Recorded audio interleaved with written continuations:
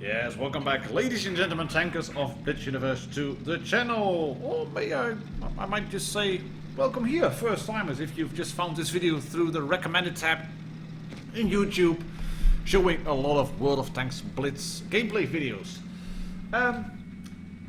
It's not always just everyman games on this channel. It's not just all lols and fails and shenanigans and just stuff happening, you know. Sometimes I have a video, and usually it's not me playing, but sometimes I can make videos that show OP replays or just really good top tier replays. And we had a very lengthy discussion in the World of Tanks Blitz Discord, the community contributors Discord, stating, well, just one game in tier 10 that will give players a lot more in terms of a learning curve. It will teach them a lot more about the game than just basically any game in lower tiers. And I agree to a certain extent, because you will be able to learn a fair bit from top tier games, from higher tier games. But the brunt of what you need to learn, the biggest part of what you need to learn that, in my opinion, in, I'd say, tiers 5 to 7 at first. There is obviously still a bit of a thingy at the higher tiers where you really have to know your tank. And Cactus Matt from the Nasty Clan, who is one of my subscribers, he sent me this gameplay in the Progetto 65 and he said, well, Martin, take a look at this. A really good game in the Progetto 65. I'm basically showing everything. I'm showing flanking, I'm showing going on a flanking force but not pushing in YOLO. I'm showing the reload of the Progetto 65 with that auto reloader. I'm showing some great teamwork between me and the T62A. And you can see what is happening. Just take a look at the menu. The T62A is to the right, is down below there. He managed to shoot that Grill 15, who did not pay attention to the minimap.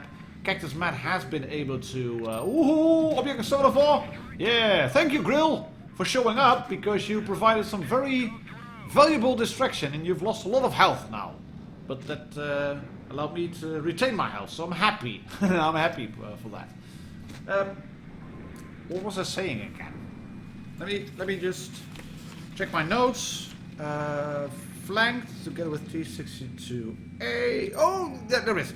He tracked that AMX-50B, making excellent use of the auto reloading mechanic. And then he kills his 704, as you can see. Yes, that's in the notes as well. And then he kills the FE215B. There we go, and FE215B will be very annoyed. There it is. But this game is currently by no means a one game. It's still 3-on-3. There's a tank across right over there. He's got support of that T62A. And the red T62A, look at it, it's just a little bit. It's just a little bit of driving forward. But it is enough to get into a very sticky situation, because that's one shot, he gets tracked and then whacked, and he's wrecked. So yeah, this is what an auto reloader can do, and obviously that's an auto loader over there, the AMX-50B, who is gonna get sent back to garage by, I think, the T62A. But Matt has been able to make this tank work, and I said it before on the Cheeto review. Good players can make any tank work, and especially if it has a lot of strong points. And this tank, the Progetto 65, has a lot of strong points. So let's shoot the waffle and then lift him. Yeah, lift him. Yes, good. Keeping to the script. Thank you very much. Shoot him again. One more shell left. There we go. Yes, and then reload. You're on a long, quote-unquote, reload. But it's an auto reload of this tank. And Matt has been able to get 3 kills for 5.5k damage, 5.6 nearly. Great ace game, great mastery, 4 kills for the T62A. But I like to think that without the T62A, and Matt, he agrees with me, without the T62A he would not have been able to win this game. So this was a bit of an accidental platoon. It was just an ad hoc platoon, just working with a random teammate as if you were in a platoon. And Dierschke9 from the NCPD clan in the STB1, he is in the regular platoon. He is in the platoon with his platoon mate in a Progetto 65. And his name is 1GU2. I'm gonna call you Dave now. It's Dave and Dierschke. Dierschke in the STB and Dave in the Progetto 65. And you can see it's a 2 versus 2. Pattern and Progetto 65 versus STB1 and E50M. And that also reloading mechanism is really handy. What's also really handy is a lower tier SU-122-54 going in all guns blazing yellow Remmerwood style straight into an E50M. Then back up a little bit, ram the E50M because why not? And then he blows up the E50M. So yeah, all in all very good. And that SU-122-54 is thinking, I'm going to do really well here. I'm bouncing a shot on the pattern. I've lost all my health now. But as you can see, they're able to clear this flank, clear the pattern, the E50M, at the expense of losing basically the SU-122-54. And Dierschke has not lost any health yet. And that's a good thing. Because I have not included the full battle loading screen in this video. You've seen that. But take a look at the top right. Looking at these icons over there, I'm not talking about this T92E1. What I'm talking about is the icons of the tier tanks that are still left on the red team. And you can see on the minimap, those are two heavy tanks, tier 10 heavy tanks. Yes, I'm talking about the platoon of mice, and the mouse clears the M103 and the mouse legionary clears the E100, who has a very familiar name. But luckily, Dierschke manages to clear the T92E1, maybe at the expense of losing... Oh, no. Oh. Heartbeat. Breathe, Martin. He lost a little bit of health, and this is a great shot on top of the cupola of the T95. He may have lost a little bit too much health taking out the T91, or maybe not too much, but at least he lost more health probably than he wanted to lose. Because you never want to lose health, but if you have to face off against a mouse platoon, then you definitely do not want to lose a lot of health. But this is just great now. We have the mouse legionary sitting in front of a building and not able really to turn around. If he turns around towards Dierschke, then he will be shot by Dave in the Progetto. And if he keeps facing Dave, like he's doing here, then he will get shot up the ass by Dierschke. So this mouse is in trouble, and the mouse is in big trouble because Dierschke is gonna shoot his ass once again. There we go. Yes, another one. Just a little bit more health left on the mouse. No need for heat. Just APCR. There we go. He clears destroy 220813 in the mouse legionary, and then the SU-122-54 says, okay, because that guy was. I mean, he gave his life. He gave his life for a good cause. He helped to clear the flanker, ram into an E50M, and Dierschke can put one more shot into the T95, and he has some health left to maybe take a hit, and not needed. Straight through the cupola, bounce on its front of the turret, gets the kill, nearly 7k damage, 4 kills, as you can see. Top Gun, high caliber the lot, and he's very happy with that. And obviously, this is a great result. Mark 3, Top Gun, high caliber, look at that, 1709 base XP. Woo! Monstrous result, really. Right. This then leads us into the last replay for today, which is going to be the WZ-121, skillfully driven by Wet Sock Fetish from the Vibes clan. And this tank is a bit of a strange beast in my opinion. It has really bad dispersion because it has a 122mm gun, but it has really quick aim time, like that. It aims like zip. And it's got 420 alpha on its AP rounds, which gives it a really big bang for the buck. And with some fetish, he's moving up on Kassir, on the hill obviously, and he's gonna show us a few little tricks and show the aim time straight off the bat. There we go. Zip, boom, hit him. There we go, lovely stuff. This is what the tank can do. And this game is going to be fun. I kid you not. Stay in here. Stay until the end. It's going to be epic. A 122mm gun also has a very tasty AG round. And that means that you can do nasty things to the turret of a Sheridan, for example. There we go, that is an AP round, but still.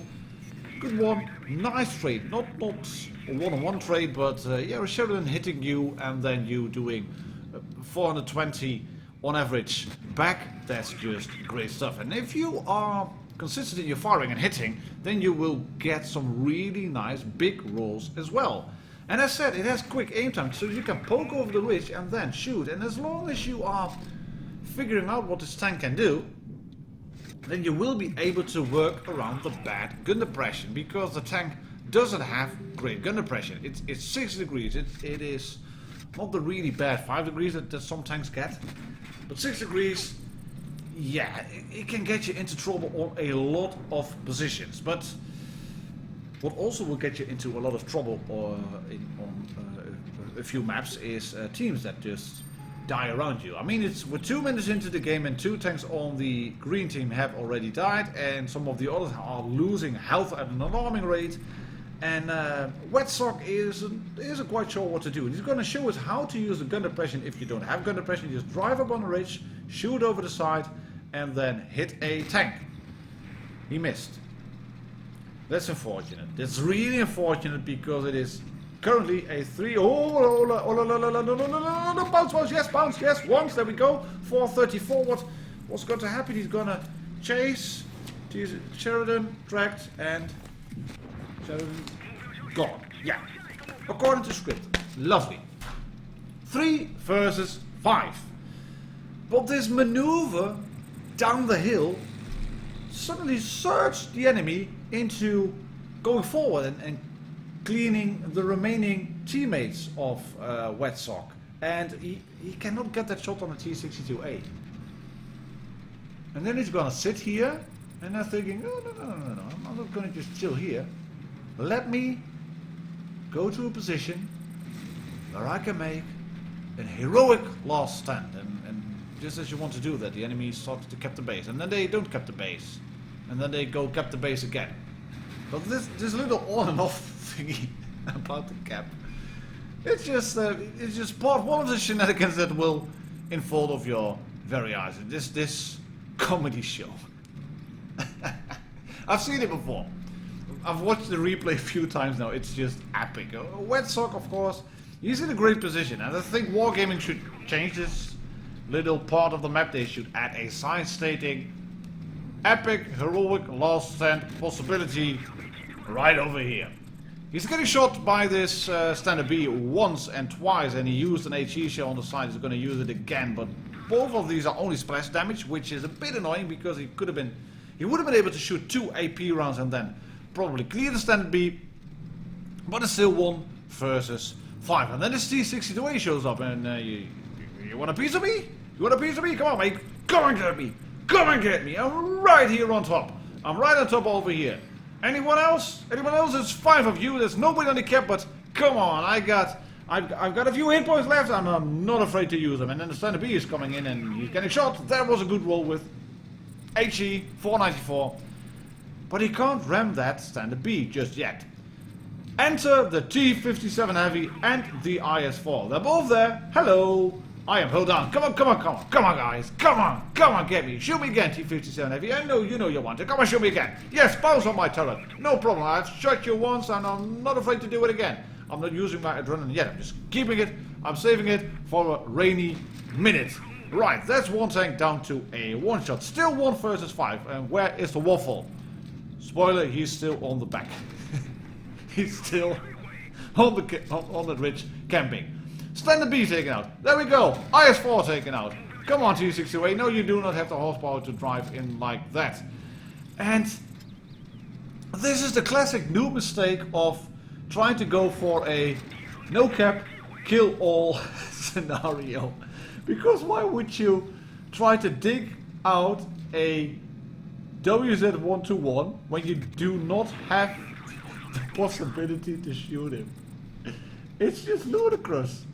It's ludicrous. Oh, hello, Waffle. You're still with us? Yes, you are. Bye-bye, Waffle. It's just, they're employing the strategy of no cap, kill all, and it's working out perfectly. It's working out perfectly. No cap, kill all, ta-ta. It's just not as intended. Laughing my ass off. Yes, mate. Great game. Great game. World of Dummies, World of Muppets, Chronicles of Nubia, whatever label you stick on it, but I had fun watching it. I really had fun watching it. Thank you very much for sending it to me, and thank you very much Daily Damage for reminding me to use it on the channel. My name is Martin Dogger. Catch you all on the next video. Cheers and happy tanking.